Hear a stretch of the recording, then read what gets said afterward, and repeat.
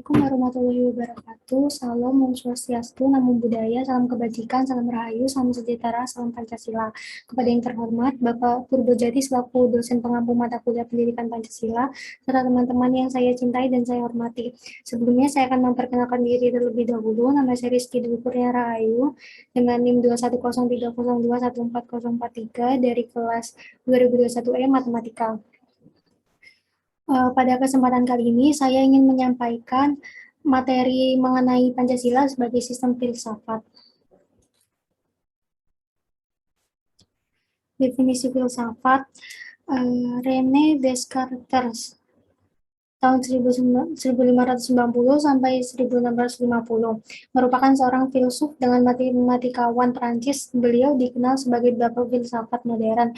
Menurut bahasa Yunani, kata filsafat diambil dari kata philos dan sophia.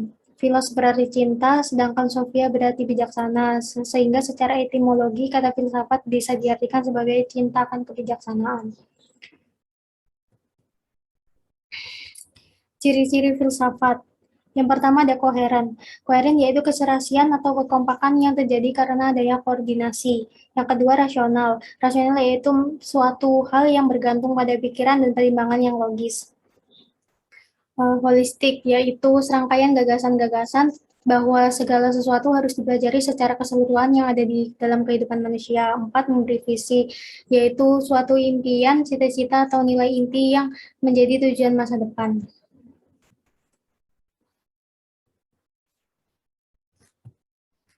Fungsi filsafat. Pertama, memberi jawaban. Filsafat adalah akar dari semua ilmu. Pernyataan ini akan memberikan banyak jawaban dari persoalan-persoalan yang muncul dalam kehidupan. Yang kedua, perangkat dan pemersatu. Filsafat mengandung nilai-nilai yang benar dan bijaksana, sehingga cocok sebagai media pemersatu. Ketiga, kebenaran. Filsafat memiliki pandangan mengenai nilai-nilai yang paling benar. Lalu ada landasan ontologis Pancasila, landasan epistemologis Pancasila, landasan aksiologis Pancasila. Yang pertama, landasan ontologis Pancasila. Ontologi adalah bidang yang membicarakan hakikat yang ada atau keberadaan dari segala sesuatu. Subjeknya adalah manusia yang berdasarkan 5 sila Pancasila. Landasan epistemologi Pancasila merupakan cabang filsafat yang menyelidiki sumber, proses, syarat, batas, dan kebenaran ilmu. Landasan aksiologis Pancasila merupakan cabang filsafat yang menyelidiki pengertian, jenis, tingkatan, sumber, dan hakikat nilai.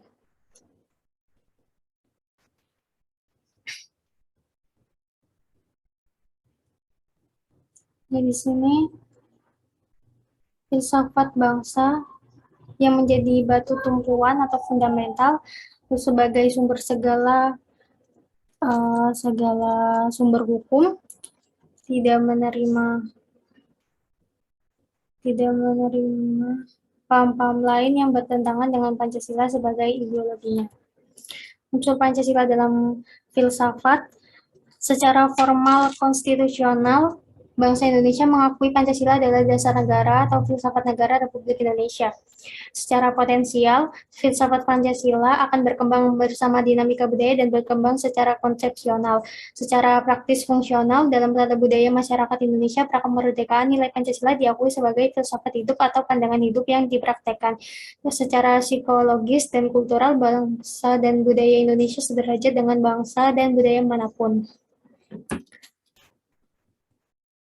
Nilai dasar Pancasila sifatnya tidak tetap, terdapat di pembukaan Undang-Undang Dasar 1945. Pancasila yang pertama, nilai keutuhan mengandung arti bahwa bangsa Indonesia adalah bangsa yang mempercayai Tuhan. Yang kedua, nilai kemanusiaan mengandung arti bahwa kesadaran sikap dan perilaku yang sesuai dengan nilai-nilai moral dalam kehidupan bersama atas dasar tuntutan hati nurani dan memperlakukan sesuatu hal sebagaimana mestinya. Nilai persatuan mengandung arti bahwa bangsa kita harus bersatu dalam kebulatan rakyat untuk membina rasa nasionalisme dalam NKRI. Nilai Demokrasi memiliki arti bahwa negara kita menggunakan prinsip demokrasi, yakni pemerintahan dari rakyat, oleh rakyat, dan untuk rakyat, yang mana untuk menyelesaikan masalah diselenggarakan dengan jalan musyawarah mufakat melalui lembaga-lembaga berwakilan. Lalu yang terakhir, nilai keadilan mengandung arti bahwa salah satu tujuan yang hendak dicapai oleh bangsa kita adalah tercapainya masyarakat yang adil dan makmur secara lahiriah maupun batiniah. Pancasila sebagai sistem filsafat dasar mutlak dalam berpikir dan berkarya sesuai dengan pedoman saling menguatkan antara sila yang satu dengan yang lainnya. Filsafat Pancasila sebagai pandangan hidup bangsa. Maksudnya, Pancasila memberi petunjuk mencapai kesejahteraan bagi seluruh rakyat Indonesia tanpa membedakan suku, agama, dan ras. Filsafat Pancasila sebagai pandangan hidup bangsa dan negara, artinya semua aturan kehidupan dan hukum kegiatan dalam kehidupan berbangsa dan bernegara berpedoman pada Pancasila, karena Pancasila merupakan sumber dari segala sumber hukum bangsa dan negara Republik Indonesia. Nilai objektif dan subjektif Pancasila sebagai sistem filsafat. Yang pertama, nilai Pancasila timbul dari bangsa Indonesia itu sendiri. Nilai Pancasila merupakan filsafat bangsa Indonesia. Pancasila merupakan nilai-nilai yang sesuai dengan hati nurani bangsa Indonesia. Pokok-pokok pikiran dalam Pancasila. Pokok pikiran disebut juga konsep dasar sebagai suatu filsafat Pancasila yang rumusannya tercantum dalam pembukaan Undang-Undang Dasar 45 NRI, mempunyai pokok-pokok pikiran dalam 3 bidang, yakni bidang ontologi, yaitu bidang yang membicarakan hakikat yang ada atau keberadaan dari segala sesuatu, termasuk di dalamnya keberadaan alam semesta, manusia, dan Tuhan. Bidang epistemologi merupakan cabang filsafat yang menyelidiki sumber, proses, syarat, batas, dan kebenaran ilmu. Bidang aksiologi yakni cabang filsafat yang menyelidiki pengertian, jenis, tingkatan, sumber, dan hakikat nilai. Empat pokok pikiran. Yang pertama, negara melindungi segenap bangsa Indonesia dan seluruh tumpah darah Indonesia dengan berdasar asas persatuan dengan mewujudkan keadilan sosial bagi seluruh rakyat Indonesia. Dalam pengertian ini diterima pengertian negara persatuan, negara yang melindungi dan meliputi segenap bangsa seluruhnya. Rumusan ini menunjukkan pokok pikiran persatuan dengan pengertian yang lazim, yakni negara, penyelenggara negara, dan setiap warga negara wajib mengutamakan kepentingan negara di atas kepentingan golongan ataupun perseorangan. Letak pokok pikiran pertama yaitu pada sila ketiga Pancasila dan penjabaran pada pembukaan. Yang kedua, negara hendak mewujudkan keadilan sosial bagi seluruh rakyat Indonesia. Pokok pikiran kedua merupakan pokok pikiran keadilan sosial yang didasar pada kesadaran bahwa masyarakat Indonesia mempunyai hak dan kewajiban yang sama untuk menciptakan keadilan sosial dalam kehidupan masyarakat. Letak pokok pikiran kedua yaitu pada sila kelima Pancasila dan menjabarkan terletak pada pembukaan. Pokok pikiran ketiga, negara yang berkedaulatan rakyat berdasarkan atas kerakyatan dan permusyawaratan perwakilan. Pokok pikiran ini dalam pembukaan mengandung konsekuensi logis bahwa sistem negara yang terbentuk dalam UUD harus berdasar atas kedaulatan rakyat dan berdasar ke permusyawaratan atau perwakilan. Memang aliran ini sesuai dengan sifat masyarakat Indonesia. Ini adalah pokok pikiran kedaulatan rakyat yang menyatakan bahwa kedaulatan di tangan rakyat dan dilakukan sepenuhnya oleh Majelis Permusyawaratan Rakyat. Pokok pikiran ini yang merupakan dasar politik negara. Letak pokok pikiran ketiga yaitu pada sila keempat Pancasila dan penjabaran terletak pada pembukaan.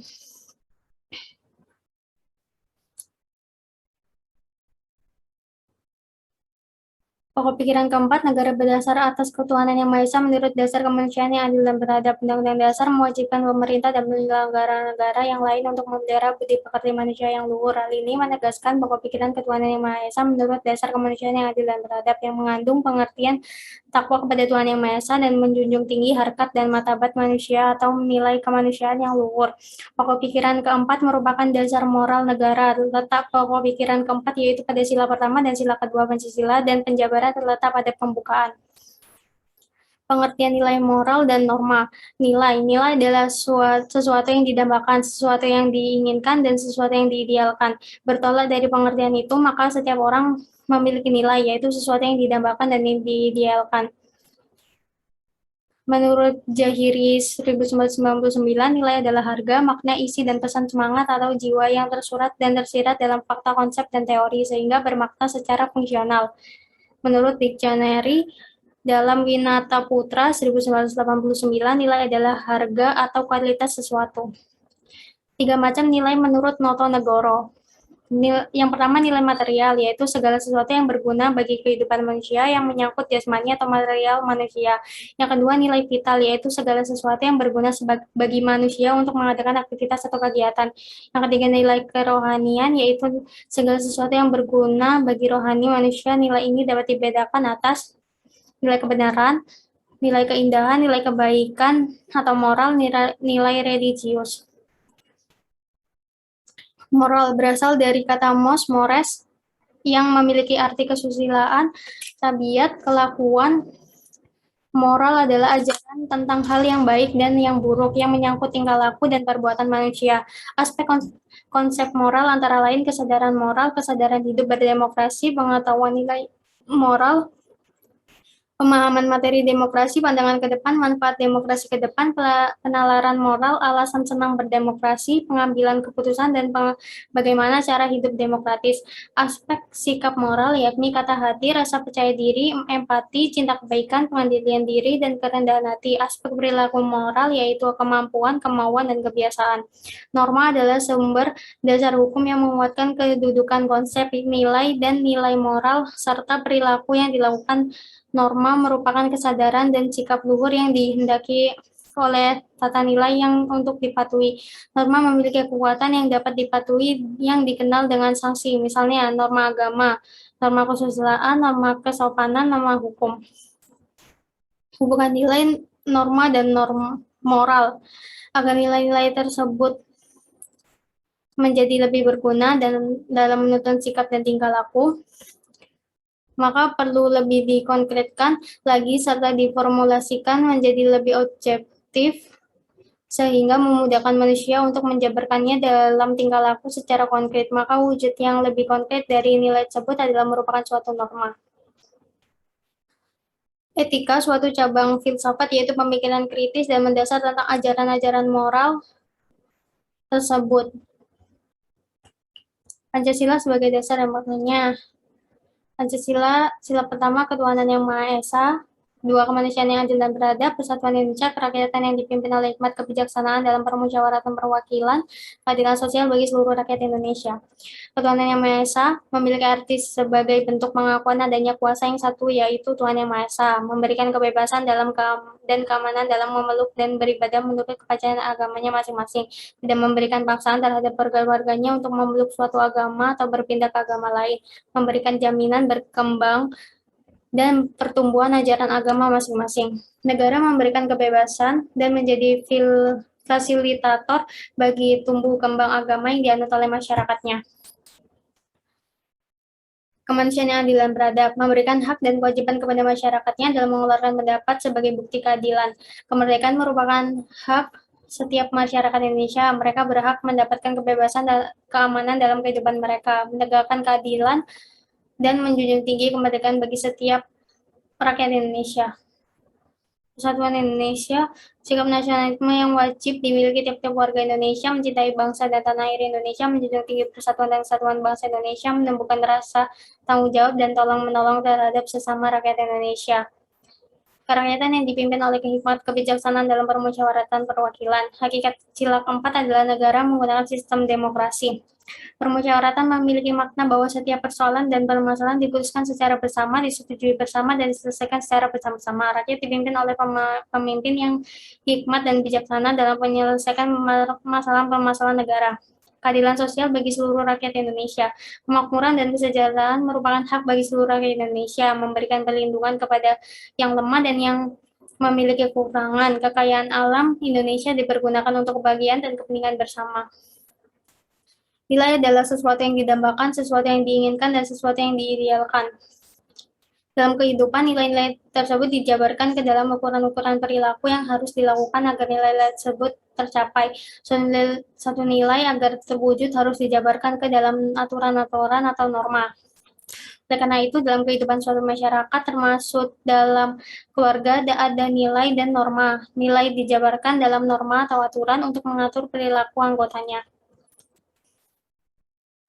Pancasila sebagai nilai dasar dan maknanya. Rumusan dasar negara melibatkan banyak pemikir seperti Soekarno, Muhammad Yamin, Mr. Supomo. Masing-masing pemikir mengajukan usulan dengan argumen masing-masing. Mereka mencoba menggali nilai-nilai yang terdapat dalam budaya masyarakat Indonesia. Selain sebagai dasar negara, Pancasila bagi bangsa Indonesia memiliki beberapa fungsi, yaitu sebagai pandangan hidup bangsa dan ideologi. Selain itu, Pancasila juga berfungsi sebagai pemersatu bangsa, sebagai jiwa bangsa, sebagai kepribadian bangsa, dan sebagai sumber dari segala sumber tertib hukum. Pancasila sebagai nilai dasar dan maknanya. Meskipun Pancasila sebagai dasar dalam penyelenggaraan negara, dalam sila-sila Pancasila belum memuat bentuk negara, lembaga negara, serta kewenangan dari masing-masing lembaga negara. Oleh karena itu, nilai-nilai Pancasila kemudian dijabarkan ke dalam UUD NRI 1945 sebagai nilai instrumental dalam penyelenggara negara. Materi ini didapat dari Tim MKU Pendidikan Pancasila Universitas Negeri Surabaya 2019, Pendidikan Pancasila, penerbit UNESA University Press, anggota IKPI, ISBN 9786024490379, halaman 1 sampai 296. Sekian presentasi dari saya. Terima kasih. Bila ada salah, mohon maaf. Wassalamualaikum warahmatullahi wabarakatuh.